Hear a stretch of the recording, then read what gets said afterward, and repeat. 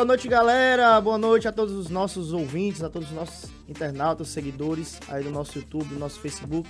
Estamos ao vivo, aqui diretamente dos estúdios da Rádio Flash, o nosso Pod Flash, em mais uma quarta-feira, são 19 horas e 9 minutos. E nós estamos aqui nessa noite muito felizes porque quarta-feira de chuva, e muita chuva aqui na cidade de Iguatu, né? Então todos nós, iguatuenses e também da nossa região Centro-Sul, estamos felizes porque a chuva tem molhado nosso solo, a nossa terra, né? E hoje nós estamos aqui com um convidado super especial, ele que é pastor, 35 anos, bacharel em teologia, né? Também está finalizando aí neuropsicopedagogia, né? Pai da Mariana, esposo da Maiana, né? E estamos muito felizes por ele estar aqui hoje. Estamos aqui com nada mais, nada menos do que o pastor Joab Rodrigues. Muito feliz pela sua presença aqui nessa noite. Estamos muito felizes por você estar aqui, tá? Para quem não sabe, o pastor Joab Rodrigues é pastor da igreja Kemuel, que se localiza aqui no Iguatu também, ali na rua Casimiro Pereira, tá? E nós gostaríamos de saber do senhor como o senhor está se sentindo hoje, está participando aqui do nosso Pod Flash. Qual é a palavra que o senhor tem a nos deixar nessa noite? Primeiramente, a paz do Senhor Jesus a todos e a todas que nos escuta e nos assiste também através do Instagram, através do Facebook e através do YouTube. E para mim é uma alegria estar com você aqui, presbítero Vilemilson, esse homem de Deus que tem feito um trabalho excelente no reino de Deus e tem alcançado muitas vidas. E para você que está aí na sua casa nos acompanhando através dessas redes sociais, nós queremos deixar o nosso abraço, nós queremos dizer o quanto você é importante nesse momento para nós, para que possamos juntos construir aqui nessa noite um diálogo para falar sobre a vida cristã, a fé cristã, uma vida espiritualmente saudável. E eu quero aproveitar aqui e mandar um abraço e a paz do Senhor a todos os irmãos que compõem a Igreja Kemuel. A Igreja Kemuel hoje está localizada na cidade de Iguatu em 2 endereços e também temos a Igreja Kemuel na cidade de Pernambuco. Nós também temos a Igreja Kemuel na cidade de Pernambuco, no estado do Pernambuco, né? E nós também temos a Igreja Kemuel no estado do Rio Grande do Norte, em Natal. E temos também a Igreja Kemuel na cidade de Crato, aqui no Ceará. E eu quero mandar um abraço a todos os irmãos que compõem a Igreja Kemuel nos nossos estados e no estado do Ceará. E para você que está nos assistindo, muito obrigado pela sua audiência, tá? Se você já está aí ao vivo conosco, deixe o seu comentário. Daqui a pouco nós vamos entrar num assunto super importante. Se você tiver alguma dúvida, tiver alguma pergunta, pode também deixar aí no nosso chat, tá bom? Então daqui a pouco nós estaremos voltando aqui com o nosso bate-papo. Solta a vinheta.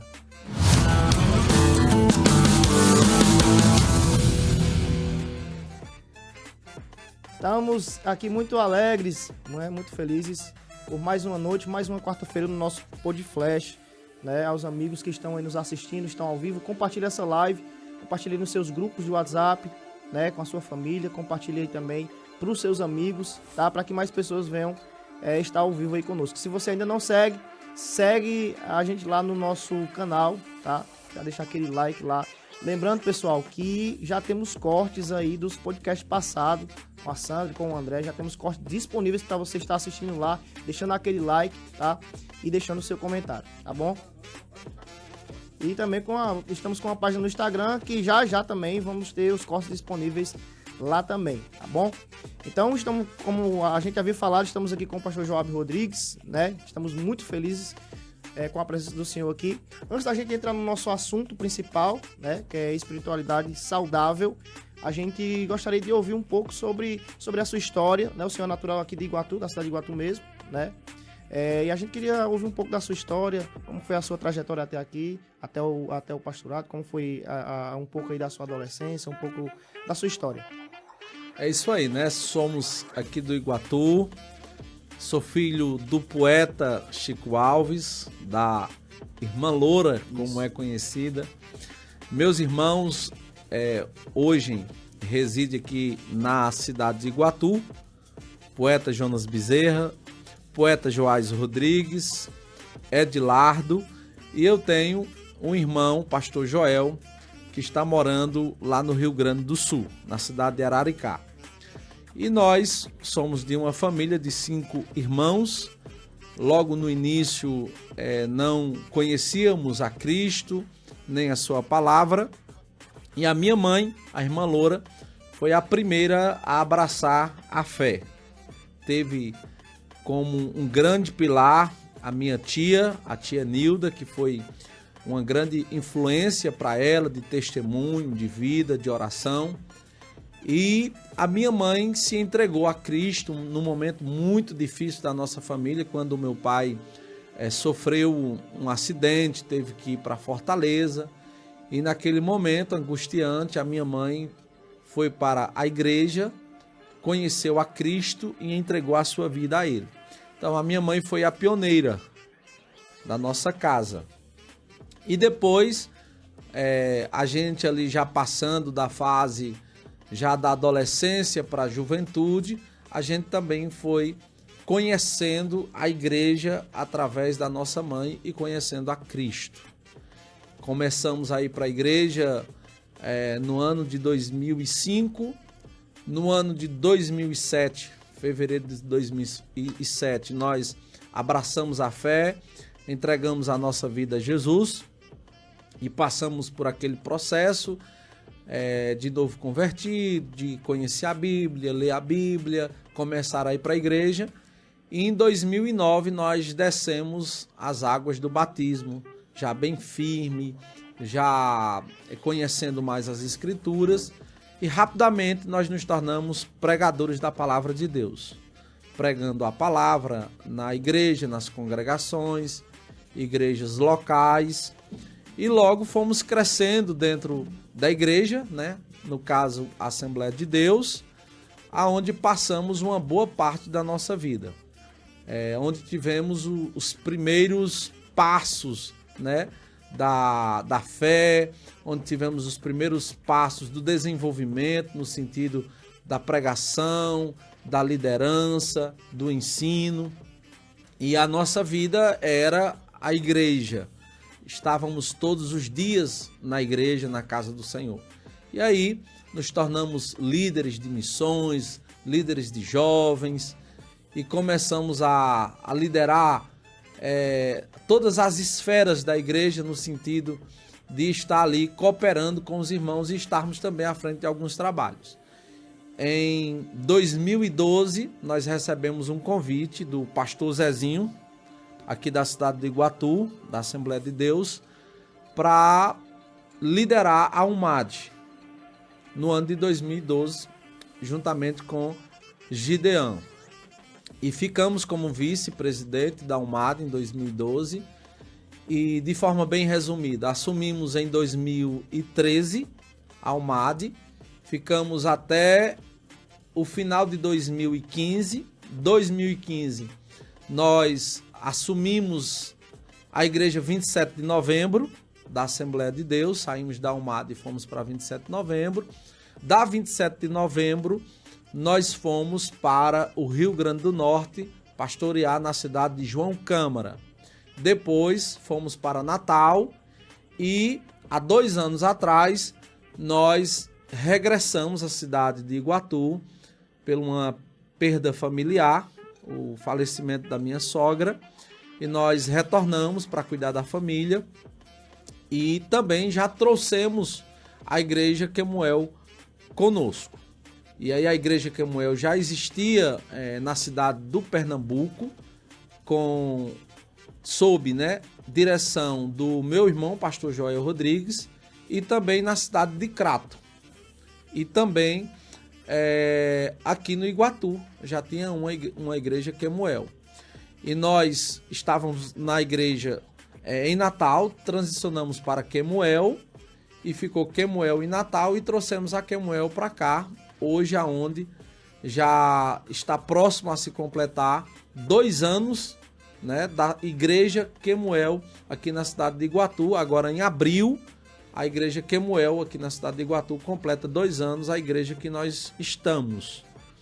E esse é o nosso trajeto na fé, desde jovem, na igreja, servindo ao Senhor, namoramos na igreja, casamos na igreja, a nossa filha nasceu na igreja, então a nossa vida foi a igreja, servir ao Senhor e aproveitar os desafios que Ele nos impôs na obra dele. E a gente percebe que toda essa trajetória do Senhor, Deus já havia marcado na questão da liderança, né? O Senhor liderou em várias partes, em vários departamentos diferentes, né? Sempre o chamado do Senhor veio para essa parte da liderança, né? Eu costumo brincar dizendo que eu não tive tempo para ser ovelha, né? Porque a chamada que o Senhor nos deu fez com que a gente tivesse a oportunidade de desenvolver e amadurecer e continuar amadurecendo muito rápido, porque a chamada também foi rápida. Eu me lembro que quando eu comecei a pregar, eu preguei 2 vezes, e essas 2 vezes que eu fui pregar, eu preguei em torno de 10 a 15 minutos, e a terceira vez que eu fui pregar, eu tinha bastante tempo, e naquele dia eu preguei cerca de 1 hora e 15 minutos, né? Então, assim, foi muito rápido, tudo foi muito intenso.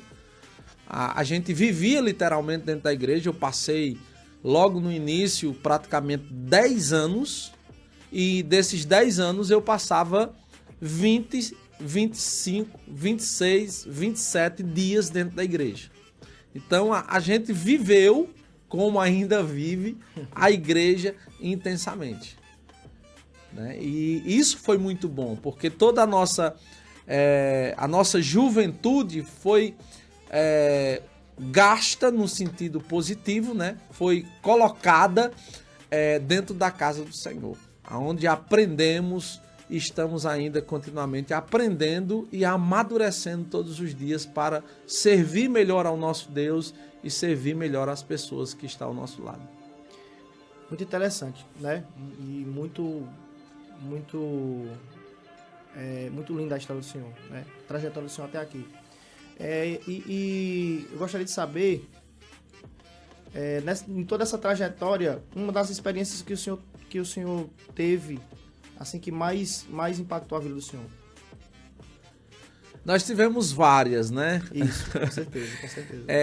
Mas eu costumo dizer que eu passei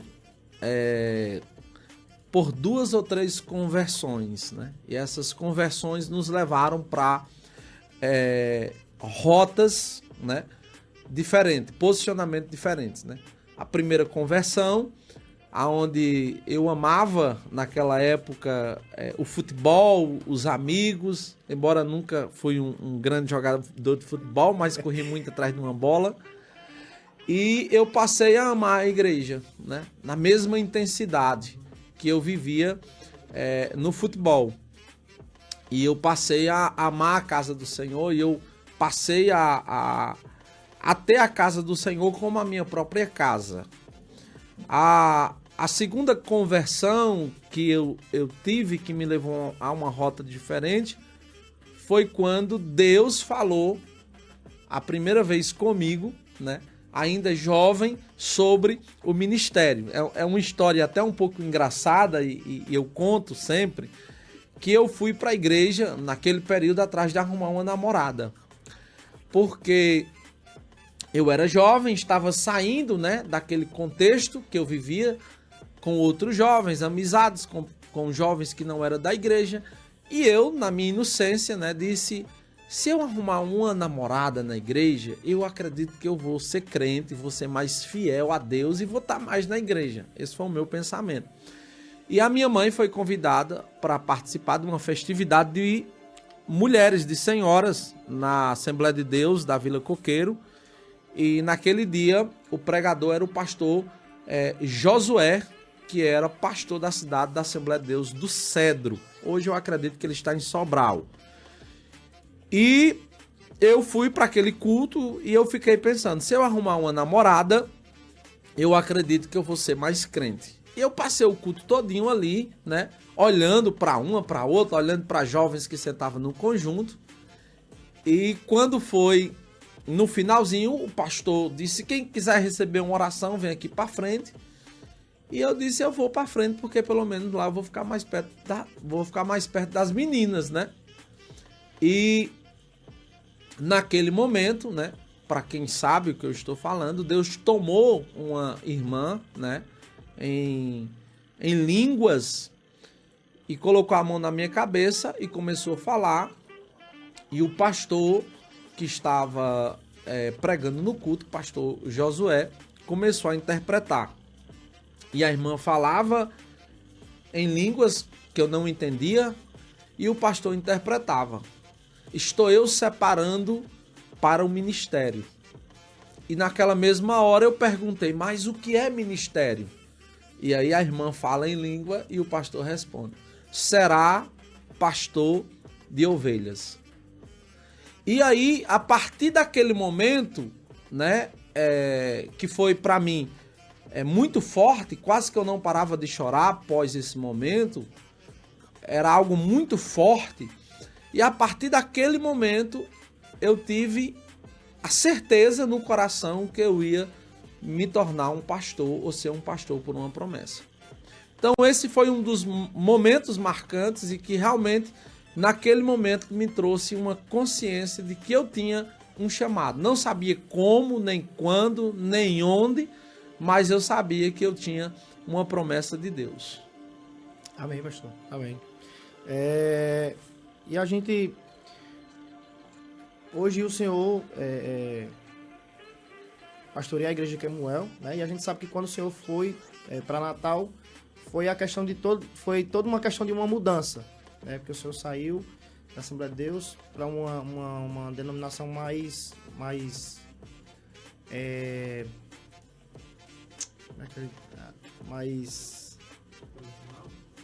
não me fugiu a palavra agora. Mais aberta, mais... contemporânea, vamos dizer assim. Né? Isso. E como foi essa experiência, essa pequena mudança? Quais foram os desafios que o senhor encontrou, né, nessa mudança? Na verdade, eu nunca pensei, né, na minha juventude, no começo da minha fé, servindo a Deus, né, na Igreja Assembleia de Deus, eu nunca pensei que eu ia sair da Assembleia de Deus, né? Sempre eu pensei que eu ia ser um pastor, né, assembleano, né? E no ano de 2016, eu recebi um convite para ir para o Rio Grande do Norte, conhecer a Igreja Assembleia de Deus Bom Refúgio, pastoreada pelo pastor Eliel Moreira, e eu não era o primeiro nem o segundo, mas eu era o terceiro obreiro aqui da cidade do Iguatu a ser convidado pelo pastor Eliel Moreira para pastorear na Assembleia de Deus Bom Refúgio no estado do Rio Grande do Norte. E pra gente foi um divisor de águas, porque a gente nunca havia pensado em sair, né? Estávamos bem pastoreados, estávamos numa excelente igreja aqui na cidade de Iguatu, a igreja de 27 de novembro. Eu fui muito honrado e abençoado, né, pelo pastor Zezinho, né, que foi o meu pastor, e eu ainda tenho um carinho todo especial para com ele. E estávamos ali num momento de sonho para a gente, né? Quando recebemos esse convite. E nós levamos, né, esse convite até o pastor Zezinho e ele nos abençoou, né? E nos apontou. E a gente estava orando a respeito, né, dessa mudança, e a gente também ouviu Deus falar conosco para que a gente pudesse tomar essa decisão. Então, saímos, né, daqui do Iguatu, fomos para outra terra, para outra cultura. Tem toda aquela questão de adaptação, mas tínhamos a consciência de que Deus estava nos guiando até aquele lugar. E quando Deus ele nos guia, quando Deus ele nos envia, ele prepara todas as coisas para que a gente tenha paz, alegria, tranquilidade para enfrentar os desafios. Isso é muito bom, isso é muito bom. Como falei no início, muito feliz, tá? O senhor tá aqui, da gente tá batendo esse papo. É uma história bem impactante, a história do senhor, né? E a gente vai continuar por aqui. E pessoal, trazendo aqui informação muito legal para vocês. No podcast passado, né, a gente recebeu aqui a Sandra da Unifique. E a gente teve a alegria de fechar aí o nosso primeiro, né, fechar aí a nossa primeira parceria, né? E a gente quer aproveitar essa oportunidade, tá, pessoal? Para você que tem um sonho, né, de fazer uma graduação, de fazer uma pós-graduação, a Unifique é uma das melhores faculdades aqui da nossa região Centro-Sul, posso dizer até do estado do Ceará, tá? Então você que tem um sonho de fazer um curso de graduação, você que tem um sonho de fazer cursos, né? A Unifique ela tem cursos reconhecidos pelo MEC, tá? Então procure a Unifique. A Unifique está de portas abertas para vocês, tá? E tem preços promocionais, tá? Para você fazer aí a sua matrícula, tá bom? E aproveitando, né, essa oportunidade, vamos entrar no assunto que deixamos aí no nosso post no Instagram, que é sobre espiritualidade saudável, né? A gente queria que o senhor fizesse uma introdução bem breve sobre o assunto para a gente entrar nessa questão da espiritualidade saudável. Pronto. A definição de espiritualidade saudável, podemos falar sobre a vida cristã de forma equilibrada, de forma feliz, alegre, crescente. Tende-se, por não conhecimento,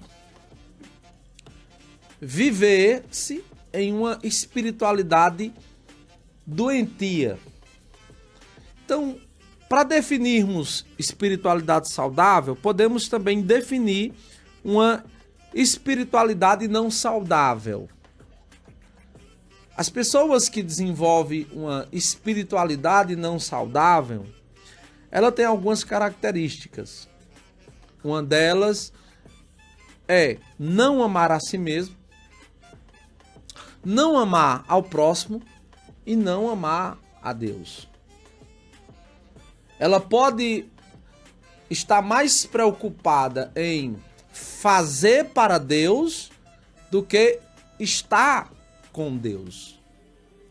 Uma espiritualidade doentia também é caracterizada por uma pessoa que sempre está julgando a vida espiritual de outra pessoa. Mas o que seria essa espiritualidade saudável? Jesus ele nos fez uma promessa. Ele disse que veio para que possamos termos vida e vida com abundância. E eu sempre me perguntei se existia esse lugar. Será que existe esse lugar? Aonde está esse lugar? Que vida abundante é essa? E a minha jornada de fé, de procura, de aconselhamento, de mentoria, de leitura, hoje me faz entender que essa vida abundante existe. E não somente ela existe, mas nós podemos sim nos apropriar dela. Então, a vida espiritualmente saudável é quando nós entendemos que a nossa vida tem um ponto de partida e um ponto de chegada. A fé cristã, a vida cristã, não é algo estático, imóvel, mas é algo em movimento. Nós temos que pensar na nossa vida cristã como uma jornada e não como um destino. Qual é a diferença? Se eu saio daqui para o Gadelha e eu quero chegar no Gadelha, talvez a demora de chegar no Gadelha se torne entediante para mim, cansativa para mim, porque eu quero chegar no Gadelha. Então, cada obstáculo para mim se torna entediante, haja vista do meu desejo rápido de chegar no destino que eu coloquei. Mas quando eu penso na vida como uma jornada, embora eu estou indo para o mesmo lugar, a saber, o Gadelha, mas cada parte da etapa da estrada se torna prazerosa, porque nela eu vejo as flores, os pássaros, a lua, as estrelas, as nuvens, e eu posso contemplar essa jornada enquanto eu me desloco para esse destino. Então nós entendemos que nós temos uma promessa, e essa promessa é eterna. Nós estamos caminhando para algo melhor e maior.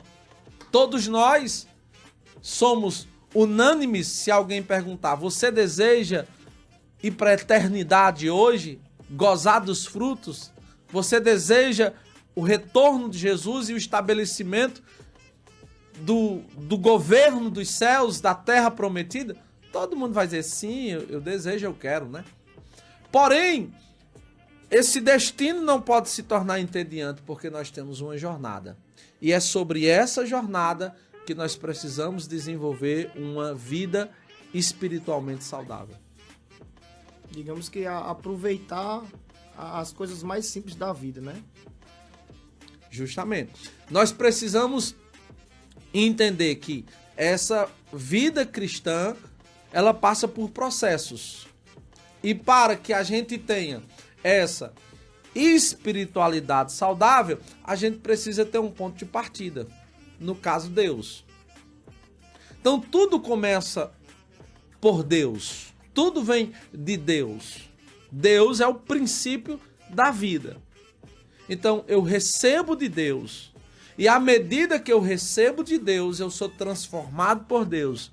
E à medida que eu sou transformado por Deus, eu consigo abençoar e transformar, tocar a vida de outras pessoas. Então vamos lá. Deus é a causa primária. Deus é o ponto de partida. Então qual é a figura que nós temos de Deus? Nós podemos criar a figura de um Deus raivoso, violento, um Deus irado. No grande sermão de Jonathan Edwards, para aquele tempo que trouxe um despertamento espiritual enorme na Inglaterra, o título do livro é Pecadores na Mão de um Deus Irado. E um sermão lindíssimo, com história belíssima. Porém, nós sabemos que a ira de Deus é uma manifestação de Deus. Como nós temos também as outras manifestações de Deus. Então, se eu parto do princípio que Deus, ele é amor, sem necessariamente eu ter essa visão de um Deus irado, embora Deus pode se irar, e a Bíblia diz que a ira do Senhor será derramada, mas eu não posso ter apenas essa figura de Deus irado. Se eu tenho essa figura do Deus somente irado, eu tenho medo dele. E aí eu fujo, né? Aí eu fujo dele, né? Ou eu faço o que precisa ser feito, não pelo um bem maior, mas pelo medo de não acontecer o pior. E aí eu torno emocionalmente dependente das minhas próprias dores. Quando eu tenho Deus como um Deus que me amou na cruz, e é difícil a gente falar de amor no contexto que nós temos, por quê? Porque o amor que nós conhecemos, ele não vem dessa fonte bíblica. O amor vem algo de mais cultural, brasileiro, americanizado ali, algo mais sentimental, paixão, arrepio. Mas a figura, ou a linguagem, ou a palavra amor, nesse sentido bíblico, é um Deus que está de forma constante, consciente, está perseverantemente nos levando para experimentar constantemente o melhor dele para nós. Então Deus, ele nos ama. E ele provou esse amor na cruz do Calvário. Então quando eu entendo que Deus, ele me ama, me amou na cruz através de Jesus, e ele me ama e vai continuar me amando, então esse amor transborda dentro de mim e eu começo a ser cheio desse amor, e esse amor começa a encher o meu vazio, a minha dor, e à medida que eu vou sendo cheio, pleno desse amor, eu vou transbordando esse amor para a vida do meu próximo. Então, qualquer coisa fora desse padrão inicial ou desse ponto de partida vai se tornar cansativo, vai se tornar opressivo, vai se tornar desgastante. Porque eu vou estar o tempo todo competindo com o meu irmão. Eu me lembro que quando eu era jovem, a gente fazia muitos cultos evangelísticos e a gente carregava cadeira. E aí eu me lembro que um jovem naquele momento, precisando de algum valor, ele chegou para mim e disse: eu não vou mais carregar cadeira, porque só eu que estou carregando cadeira. A não tá, B não tá. E eu me lembro que eu olhei para ele e disse: mas você, afinal de contas, está carregando cadeira para quem? Aí ele disse: eu estou carregando cadeira para Jesus. Ah, não é para eles? Não, é para Jesus. Eu disse: não, se for para eles é melhor você parar. Mas se for para Jesus, continue fazendo, porque à medida que você fizer, você vai inspirar eles a fazer o que você está fazendo. E ele nunca mais parou de carregar cadeira no culto evangelístico. Então, quando nós colocamos Deus como ponto de partida em todas as coisas, nós começamos a desenvolver uma espiritualidade emocionalmente saudável. Mas quando a motivação ou o fator motivador se torna um medo, né? Ah, eu vou orar, se eu não orar, a minha casa vai cair. Ah, eu vou orar, se eu não orar, eu vou pagar preço. Ah, eu vou orar, se não... Então isso não vai ter motivação nisso. Lá no fundo não vai existir motivação nisso. Lá no fundo isso vai se tornar uma batalha interminável, que vai trazer um cansaço, e eu vou desenvolver uma espiritualidade emocionalmente doentia. Porque eu estou o tempo todo sob pressão, né? Então, ou tu ora ou morre, ou tu faz isso ou vai pagar o preço, ou tu faz dessa forma, e isso se torna muito danoso ao longo do processo da fé. Sabendo que o homem ele é corpo, alma e mente, né? Se ele não está com o seu espírito saudável, ele com certeza ele vai prejudicar todas as outras partes que compõem o homem, né? Nós sempre dizemos, o homem é corpo, alma e espírito. Mas dentro da perspectiva bíblica, a realidade muda. O homem é espírito, alma e corpo, né? Nós temos até um hino da harpa bem conhecido, se não me falha a memória, é o 5, que diz: espírito, alma e corpo. Então, na perspectiva bíblica, o espírito ele vem primeiro. Por que o espírito vem primeiro? Porque o espírito é essa parte imaterial do homem, e que o espírito, de fato, é o que nós somos.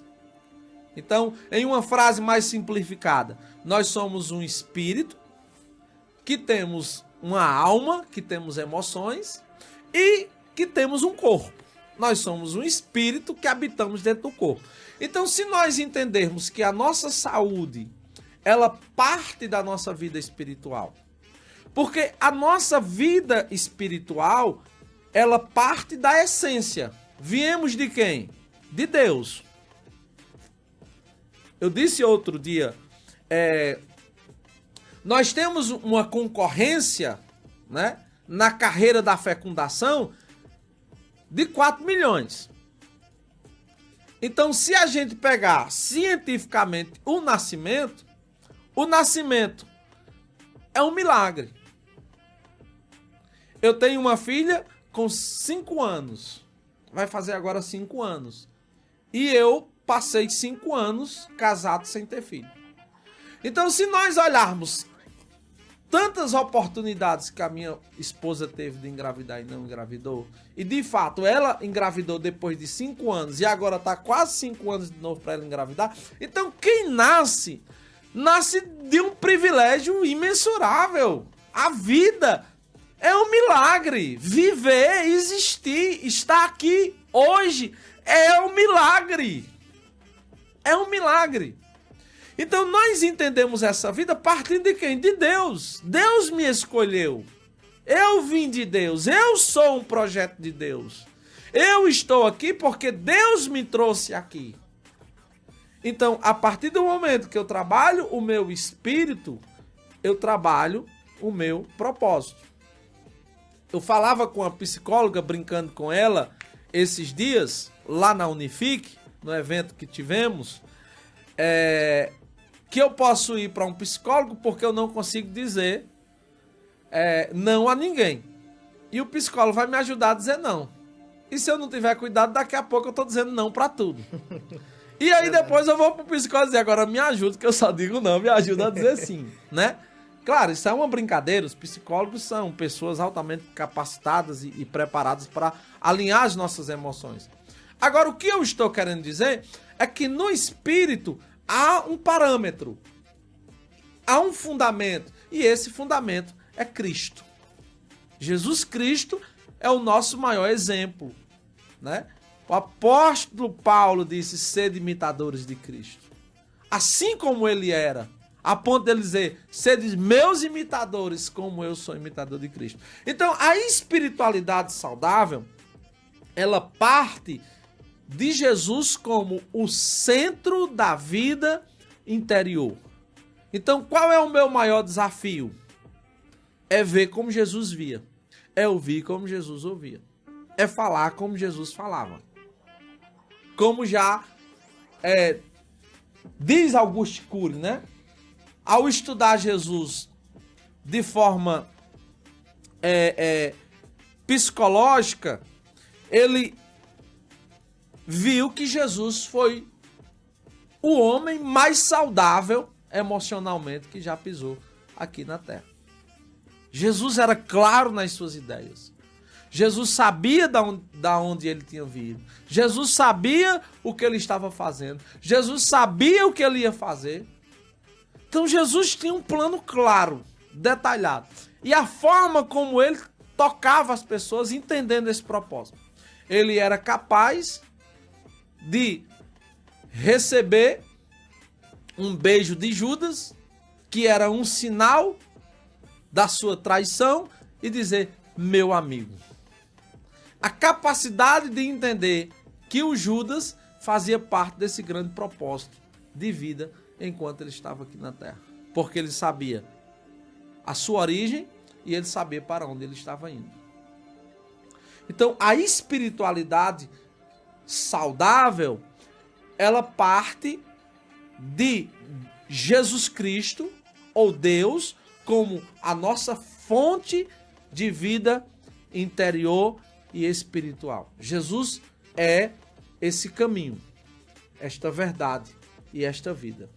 Literalmente, quando eu encontro Jesus para seguir o seu caminho, para viver a sua verdade, eu encontro de fato a vida, a plenitude da vida, a paz da vida e a tranquilidade da vida. Se eu estiver falando muito, me interrompa, que eu falo muito mesmo. Ótimo, ótimo. O Elion está nos assistindo, ele fez um seguinte comentário aqui no nosso chat.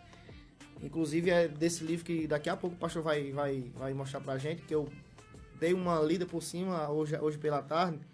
E o comentário dele foi o seguinte: não podemos ser espiritualmente maduros enquanto permanecemos emocionalmente imaturos. Exatamente. A vida espiritual desassociada da vida emocional, se torna um desastre. Inclusive, aproveitar que nós estamos aqui ao vivo, e nós vamos convidar aqui o professor Elion para juntos a gente fazer um tema aí, né? E a gente abordar esse tema juntos. Com certeza. E a gente entende que a vida espiritual deve estar associada ao emocional. Se eu carrego dores emocionais, como culpa, rejeição, inferioridade, né? E tantas outras doenças emocionais, isso vai afetar diretamente na minha vida espiritual. Eu posso estar consagrado, estar ali vivendo uma vida de jejum, de oração, mas no momento em que a minha alma ela for afetada, ela for tocada, como alguém diz aqui popularmente, quando pisarem no meu calo, né? Então a vida emocional ela está associada à vida espiritual e a vida espiritual está associada à vida emocional. Por isso que Jesus, ele não tem apenas uma proposta espiritual, ele também traz uma proposta emocional. Se a proposta espiritual é colocar a vida em Deus, Deus é o centro da vida. Então eu aqui penso, agora como espiritual, como salvo em Jesus, como eleito, como aquele que usufrui da graça de Deus, do favor imerecido, eu agora desenvolvo o que nós chamamos de disciplinas espirituais. Então, as minhas disciplinas espirituais, ou as disciplinas espirituais, elas nos protegem espiritualmente. Disciplina espiritual como orar, como ler a Bíblia, como ir à igreja frequentemente, como ajudar o próximo, ser generoso, ser humilde. Todas essas coisas fazem parte da nossa disciplina espiritual. Se nós olharmos as 70 resoluções de Jonathan Edwards, o pilar das resoluções era viver para a glória de Deus, ou seja, colocar Deus como o centro da minha vida e ajudar o máximo que eu puder o meu próximo. Se nós pegarmos os cinco votos para se obter poder espiritual de W.A. Tozer, ele vai falar sobre 5 disciplinas espirituais. Não seja dono de coisa alguma, nunca se defenda. E aí ele vai trabalhar 5 disciplinas espirituais que nós precisamos desenvolver para termos uma espiritualidade saudável. Então nós temos aqui as disciplinas espirituais. E nós temos aqui o conhecimento emocional. Hoje falamos muito sobre temperamento. Qual é o seu temperamento? Né? Você é colérico? Você é sanguíneo? Você é estável? Você é fleumático? Cada temperamento desse tem uma dinâmica, tem uma forma de ver o mundo. Então, quando nós conhecemos a nós mesmos, quando conhecemos as nossas bases, as nossas raízes, as nossas origens, quando conhecemos o padrão familiar que nós viemos, a influência psicológica, sociológica, filosófica que tivemos dentro da nossa casa, então nós entendemos que o nosso mundo ele está atrelado, né, à nossa história. Nós somos um ser histórico, né? Nós temos uma história. Então nós entendemos que algumas coisas que vêm na nossa raiz, na nossa genealogia, nós entendemos que isso pode nos afetar diretamente. Como rejeição, como inferioridade, né? Como termos a comparação constante. Ah, fulano toca melhor do que eu, fulano canta melhor do que eu, fulano canta, fulano prega. A nossa vida em torno do outro, uma disputa interminável, uma competição interminável, para você sanar uma lacuna dentro da sua alma, que foi até produzido talvez na sua casa, na sua infância, não sei, cada um tem uma história, tem uma realidade, ali de pessoas que foram vítimas, agredidos sem saber, né? e que passaram o tempo todo ali sendo comparados. Olha, o teu irmão é mais inteligente do que tu, teu irmão tira nota melhor, você é mais ruim na escola, isso, aquilo e tal. E a criança já cresce com aquele espírito, né, de inferioridade. Agora imagine essa pessoa chegando no contexto, porque é assim que acontece. Essa pessoa sai do seu contexto, da sua base fragmentada, e aqui abro aqui um parênteses, né? E dê graças a Deus que não foi pior. Às vezes a pessoa diz, mas a tua história foi isso? Assim, eu digo, graças a Deus, poderia ter sido pior. Hoje é a graça de Deus na nossa vida. Então, você vem de uma base fragmentada, né? Você vem de um contexto cultural, né? E aí você chega dentro da igreja.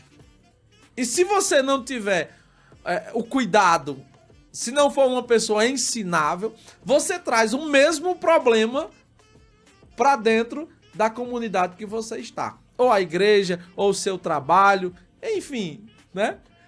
Tem um ditado que diz que costume de casa vai à praça, né? Verdade. Então nós carregamos aquilo que carregamos, né? Eu até brinquei outra vez, porque teve uma pessoa que disse que não gostava dela mesma, né? Eu não gosto de mim. Eu digo, é ruim. Ela disse, por quê? Porque onde você estiver, lá está você. E imagine você não gostar de você e você tem que conviver com você, você tem que dormir com você, acordar com você. É ruim estar perto de alguém que você não gosta. E se você não gosta de você, a situação tá difícil para você. Né? Então, a gente vem dessa base fragmentada, né? E aí você traz essa base para dentro da igreja. E aí nós podemos abrir aqui um adendo para falar sobre os desertores da igreja. Essas pessoas que abandonaram a igreja. E a maioria dessas pessoas, não estou julgando nem etc, estou falando dados, essas pessoas vêm exatamente desses contextos, dessas bases fragmentadas. Porque viver, se relacionar, não é fácil. Você vive com gente de todos os tipos, de todas as culturas, né? De vida diferente, de contexto diferente. E aí você precisa estar bem emocionalmente e espiritualmente. Então, quando eu me conheço, quando eu sei, quando eu me torno previsível, a previsibilidade. Por exemplo, se eu sei quantas páginas de um livro eu leio em 1 hora, eu posso calcular conscientemente em quantas horas eu leio um livro de 200 páginas. Não é assim? Se eu sei quantos quilômetros eu corro em 1 hora, então eu posso dizer quantos quilômetros eu posso correr dentro de mais horas. Então, quando a gente conhece um pouco mais da gente, a gente consegue, de fato, ter um posicionamento melhor em relação a Deus, a si mesmo e ao próximo. Pronto, muito bom, muito bom. Pastor, nós já temos um número bastante alto, né, de pessoas que sofrem com esse problema da doença espiritual, né? Mas com a pandemia, né, que nós ainda estamos aí saindo, né? Nós estamos saindo desse período. O senhor acredita que aumentou o número de pessoas que estão com o espírito doente, com a mente doente? Na verdade, a pandemia colocou tudo de cabeça para baixo, exatamente, né? E os dados que nós tivemos, né, durante a pandemia e pós-pandemia, foi exatamente do agravamento, né, de pessoas com doenças emocionais, com doenças espirituais, né? E quando a gente fala esse termo doença, né, a gente fala de problemas mesmo, né? Isso se agravou, né? Porque houve muitas famílias que tiveram perdas irreparáveis, né? Então, nós tivemos família que perdeu 1, 2, 3 entes queridos, né? E isso aflorou, ninguém estava preparado para isso, ninguém estava preparado para ficar dentro de casa, ninguém estava preparado para andar de máscara na rua, né? Então isso afetou bastante, né? Afetou bastante a saúde mental, a saúde emocional e a saúde espiritual. E hoje nós, né, estamos vendo, né, o esforço, né, de todos os órgãos que trabalham para o bem social, né? Nós percebemos também que cresceu muito, né, o interesse, né, por entender melhor as questões emocionais, as questões espirituais. Eu percebo hoje que nós estamos em um tempo onde as pessoas estão sedentas. E as próprias igrejas hoje estão cheias. Você passa hoje aqui no Iguatu e a maioria das igrejas estão todas cheias. As pessoas estão frequentando as igrejas, as pessoas estão querendo ouvir a palavra de Deus. Então, nós estamos vendo um crescimento, né? Embora precisamos, claro, ainda trabalhar, ensinar e tantas outras coisas, mas nós estamos vendo o interesse das pessoas pela fé no Senhor, e também as pessoas estão buscando conhecimento para se conhecerem, para se entenderem, para ter essa vida emocional mais saudável, porque antigamente, né, a gente não ouvia falar sobre saúde emocional. A gente não ouvia falar sobre perder o controle emocional. E hoje já está meio que no nosso linguajar ali, diariamente as pessoas já estão conhecendo, olha, eu perdi ali o controle emocional, né? Eu tive um excesso de raiva e perdi o controle. Então as pessoas aos poucos elas estão se conhecendo. Elas estão procurando conhecimento. Antigamente ninguém chegava para uma pessoa e dizia, você tem complexo de inferioridade. Olha, você sofre de rejeição. Olha, você é bipolar, né? Você é isso, você é aquilo. Então, embora algumas palavras aqui pejorativas que eu usei na força da expressão, mas nós estamos percebendo que as pessoas estão à procura. Há uma sede no coração. E a igreja, ela tem sido resposta. Ela tem sido resposta nesse tempo. Para que ela traga hoje um ensino que nós chamamos de contemporâneo. Não contemporâneo no sentido de abandonar valores cristãos, bíblicos e etc, etc. Não é isso aí. Mas contemporâneo no sentido da igreja se preocupar com as dificuldades do tempo presente. A igreja hoje precisa falar sobre ansiedade, precisa falar sobre rejeição, precisa falar sobre medo, precisa falar sobre tudo. Precisa falar sobre drogas, precisa falar sobre sexo. A igreja hoje precisa se posicionar. A igreja do Senhor, e eu vejo que os irmãos estão se preparando para isso. Os irmãos estão correndo atrás desse conhecimento que muitas vezes não lhe foi oferecido. Ainda há muito para a gente abraçar e conquistar. Ainda há muito para a gente crescer. Mas nós estamos nessa carreira. Precisamos sim termos uma boa teologia, né? Termos um conhecimento teológico que faça sentido para nós.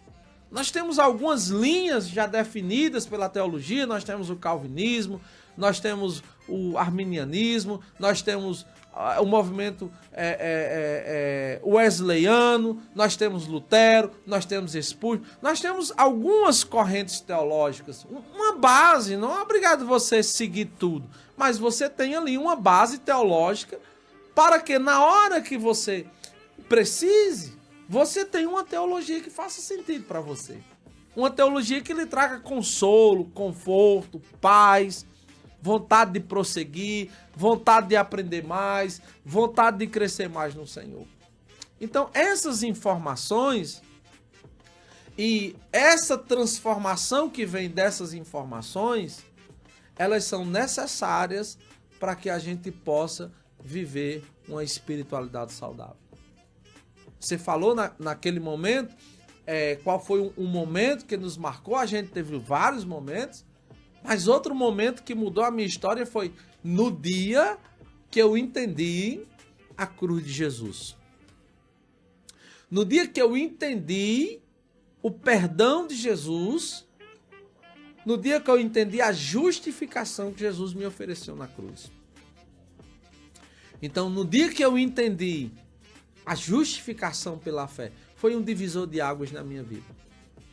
E aconteceu assim, eu estava na cidade de João Câmara, no Rio Grande do Norte, quando um certo dia eu tive um sonho, e nesse sonho eu ouvi uma voz que dizia: eu vou lhe dar 3 sonhos, e nesses 3 sonhos eu vou lhe dar 3 chaves. E aí eu fiquei esperando, no outro dia fui dormir, e no primeiro dia eu sonhei a noite toda sobre a importância da palavra de Deus. E quando amanhecia o dia, a voz disse a palavra de Deus. E eu fiquei esperando o segundo dia, e eu passei a noite todinha sonhando sobre a justiça de Cristo. Como Deus perdoou o pecador na cruz de Cristo. A justiça de Cristo. Cristo tornando o homem inocente dos seus pecados através da morte expiatória, salvífica de Jesus Cristo na cruz. Aí no terceiro dia, eu já estava muito empolgado, eu disse, eu acho que se primeiro é a palavra, segundo é a justiça, a terceira deve ser as obras, né? Pra gente fazer, pregar, cantar e tal. E aí no terceiro dia, o Senhor me falou sobre a fé. E eu me lembro que eu acordei por volta de 3 horas da manhã, e eu disse, mas Senhor, me mostra isso na tua palavra, porque eu não estou entendendo direito. E o Senhor falou comigo, abra em Romanos capítulo número 4, quando fala sobre Abraão, que foi justificado pela fé e não pelas obras.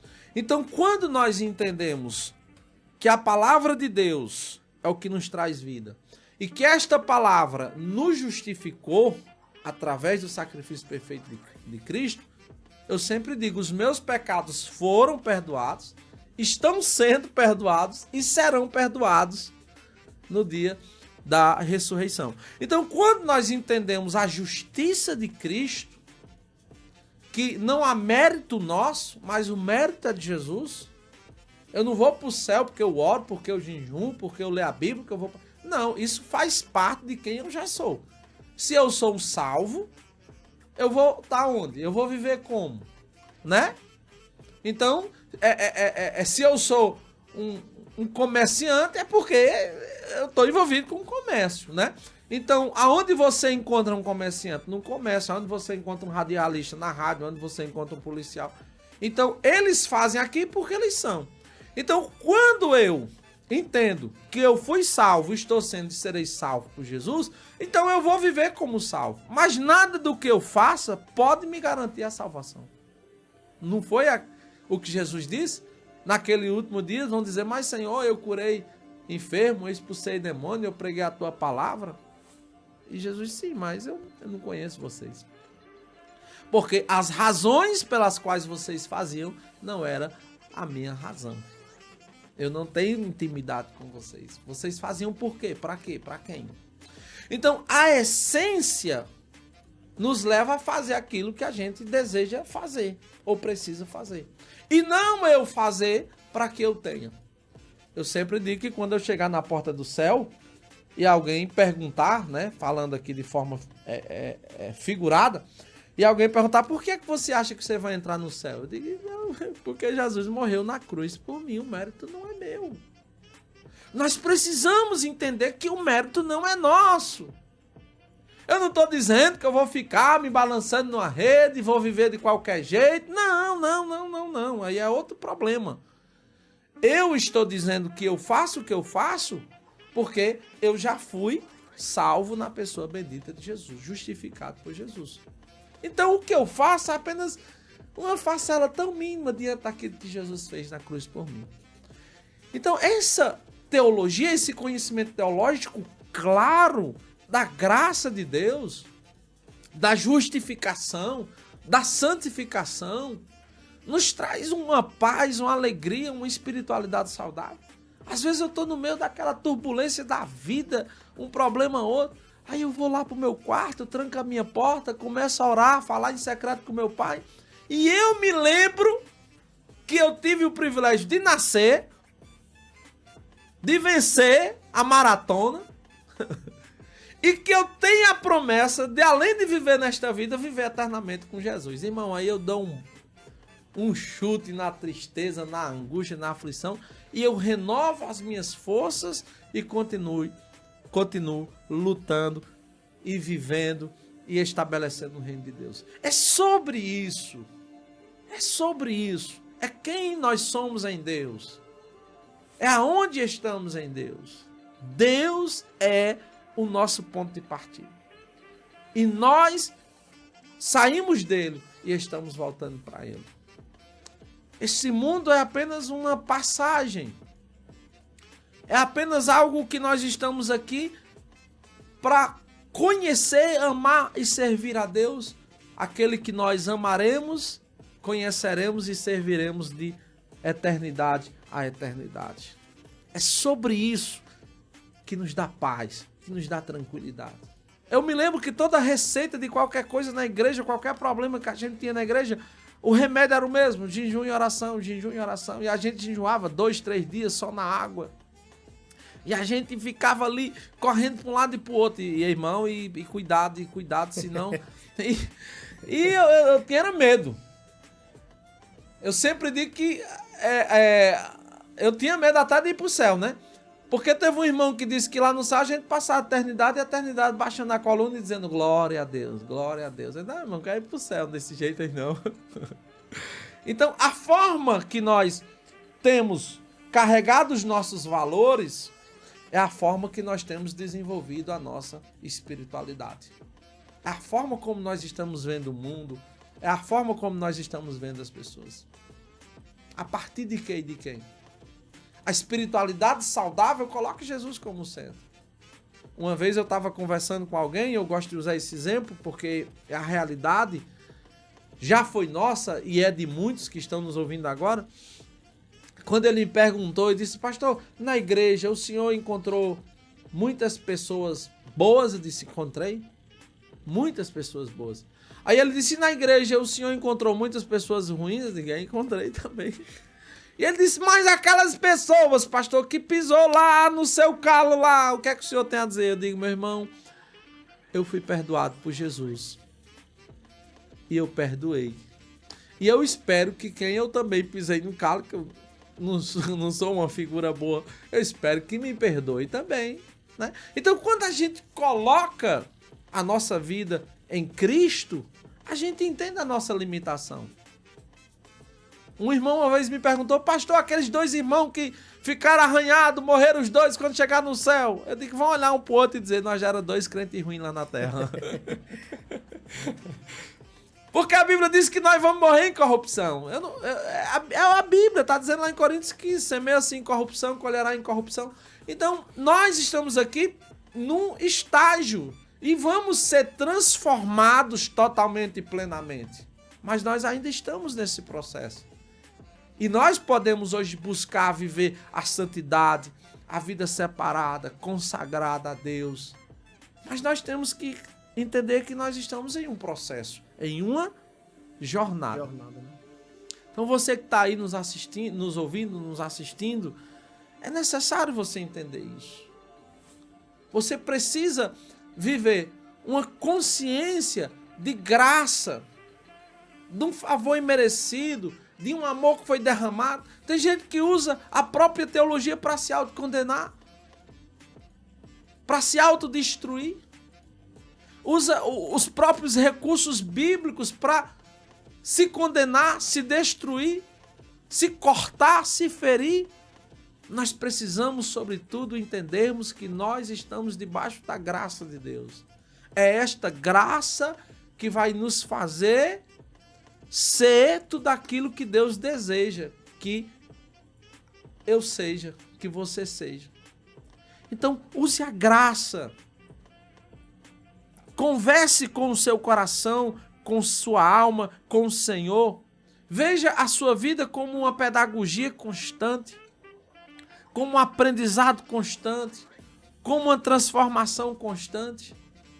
Então, se eu errei, eu sinto tristeza e digo, poxa, como eu poderia ter feito diferente? Mas eu não preciso ficar me culpando eternamente, como eu errei. Eu preciso entender que eu sou falho. Eu preciso entender que eu não posso viver na falha. Mas eu preciso entender que existe um Deus de perdão, de graça e de misericórdia. Que eu não sou perfeito. Eu estou sendo aperfeiçoado. E aquele que começou a boa obra em mim é fiel para terminar. Não é eu que vou terminar esse negócio. Por isso que Hebreus diz que Jesus é o autor e consumador da nossa fé. O que é o autor? É aquele que começa. O que é o consumador? É aquele que termina. A palavra grega tetelestai, está consumado, está terminado. Então ele é o autor e consumador. É ele quem inicia e é ele quem termina. E a minha vida é apenas uma constante dependência que seja feita, não a minha, mas a tua vontade. A oração de João Batista era que o Senhor cresça e que eu diminua. Porque à medida que o Senhor cresce, automaticamente eu diminuo. Não é eu que estou diminuindo para que a graça cresça, mas é a graça que crescendo, que tu cresça, para que eu diminua. Quando a graça de Deus cresce em nós, o amor de Deus, o favor de Deus, a misericórdia de Deus, a gente vai sendo transformado em amor. E a gente vai amando a Deus, amando a nós mesmos e amando a quem está ao nosso lado. Esse é o ápice da espiritualidade saudável. Sabe como é que a gente encontra um crente maduro? É quando ele vive em amor. Um crente maduro, ele pode até falar uma coisa de uma pessoa. Pode, um comentário. Mas o seu comentário nunca é para zombar, ele nunca é pejorativo. Mas o seu comentário é para edificar. Se você quer saber quem é e quem não é espiritual, só é você mudar a pergunta. Quem ama mais? Quem vive mais em amor? Esse é o mais espiritual. As pessoas que vivem em amor são as pessoas que vivem uma espiritualidade saudável. Não é quem prega muito, quem canta muito, quem toca muito, mas é quem vive em amor. Porque a essência de Deus é o amor. E quando nós estamos vivendo em amor, nós estamos vivendo uma espiritualidade saudável. Amém, amém. É isso aí, pessoal. É muito bom aqui o nosso papo sobre ter uma espiritualidade saudável, né? E quando nós nos conhecemos, quando nós entendemos, né, quem nós somos em Deus, quando nós entendemos que nós temos que ser mais gratos, se torna mais fácil, né, pastor? É acerca dessa mentalidade que nos trata e que nos faz espiritualmente saudáveis, né? O senhor trouxe um livro aí. Isso. Quer falar um pouco sobre ele? Eu dei uma breve lida hoje pela tarde, gostei muito. O Pete Scazzero foi um homem que teve uma experiência, né, muito profunda na sua fé, nessa jornada dessa espiritualidade emocionalmente saudável, né?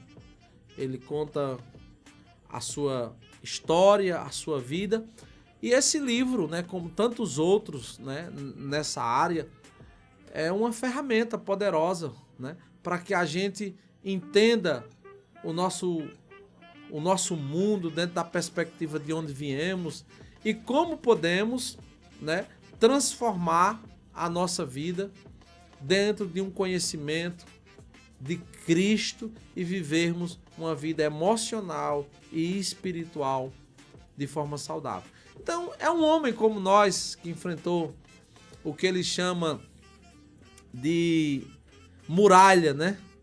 Ele chama de muralha no seu livro e ele fala sobre a dificuldade que ele passou como pastor, como pai, como esposo. E ele teve que refazer a sua jornada, a sua vida no Senhor, para que ele pudesse ser quem ele era hoje. Então ele tem várias experiências contadas nesse livro que levaram ele a hoje caminhar com o Senhor. Então, espiritualidade emocionalmente saudável, de Peter Scazzero, ele também tem outros temas, o líder emocionalmente e espiritualmente saudável, a igreja saudável, tantos outros livros que ele tem, né? Foi um recurso, né, que nós encontramos ali no Rio Grande do Norte, quando eu tive o privilégio, né, de ser mentoreado, né, e aconselhado, né, pelo pastor, que agora me fugiu a memória aqui de forma rápida, pelo pastor que cuidava, né, há 25 anos de pastores, né, e que Deus o recolheu naquele período, e ele nos trouxe esse livro, né? Ele nos trouxe esse livro, Douglas Lamp. O pastor Douglas Lamp, né, que nos ajudou muito naquele início, naquela jornada, e ele foi quem nos apresentou esse livro, e tivemos o privilégio de fazer várias mentorias e aconselhamento com ele, que mudou completamente a nossa jornada. Então, se você não conhece, conheça.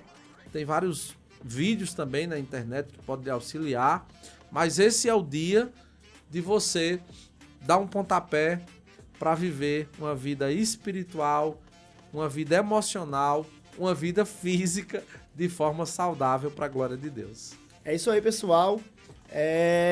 Muito bom, muito obrigado, pastor, pela sua presença aqui, né, nos dando aí esse tema e essa explanação sobre esse tema muito bom, muito bacana. Espero que vocês aí no chat tenham gostado, tá? Muito obrigado também pela audiência de vocês. Esse vídeo vai ficar salvo, então compartilhe com outras pessoas que necessitam ouvir. Se você não segue, já segue aí o nosso canal, deixa aquele like, tá? Porque quando você deixa o like, o YouTube entende que é um assunto que deve ser enviado para mais pessoas, né? Então é muito importante que você deixe aí o seu like, tá? Então muito obrigado a todos vocês que estão nos assistindo.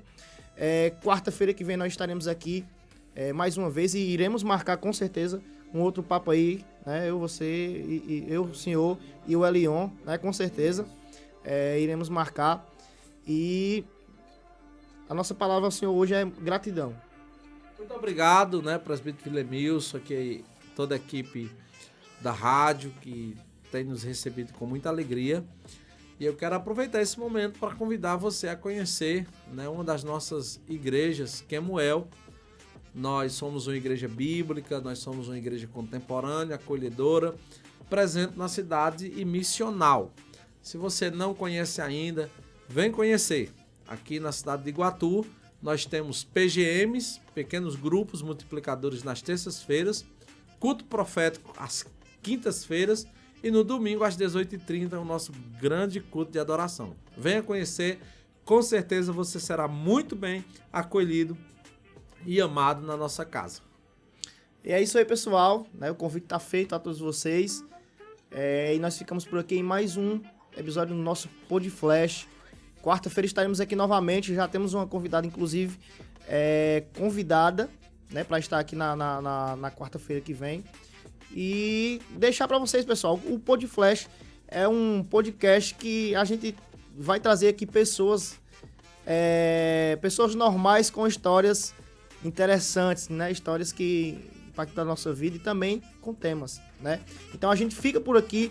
Muito obrigado a todos vocês. Tchau, tchau, pessoal. Tenham uma ótima noite a todos vocês.